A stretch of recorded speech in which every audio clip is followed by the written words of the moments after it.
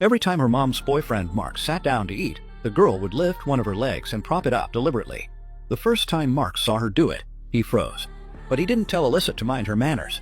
Instead, he started sneaking glances at her, admiring her. And that's exactly what Alyssa wanted. She was determined to steal Mark's love away from her mom. Just a few days earlier, Alyssa's mom, who'd been single for years, had brought Mark home to meet her. Ever since Mark moved in, Alyssa noticed a huge change. Her mom, who'd always doted on her, now focused all her attention on Mark. She didn't even sleep with Alyssa anymore. She'd moved Alyssa to the guest room. Alyssa couldn't understand why her mom was treating her this way. Then one night, she heard loud, creaky noise coming from her mom's room, the sound of a mattress spring being pushed hard. Curious, Alyssa snuck over to listen, and she also heard her mom making strange moans. At first, Alyssa thought Mark was hurting her mom. She ran back to her room and cried, scared out of her mind.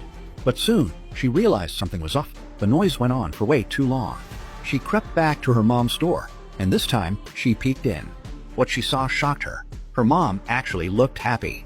Alyssa couldn't figure out why her mom was reacting that way. She started feeling an intense curiosity about Mark, convinced he must have some special way of making her mom feel that good.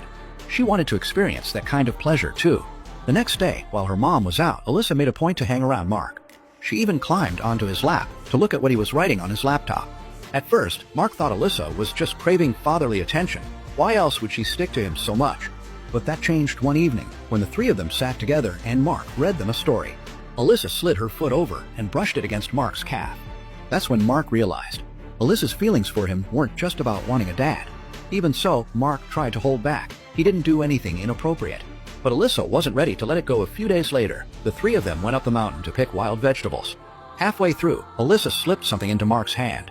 When he saw what it was, he panicked and stuffed it into his pocket.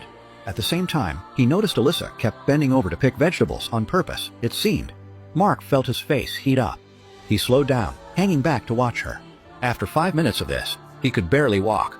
He leaned against a tree, weak and flustered. Alyssa noticed right away.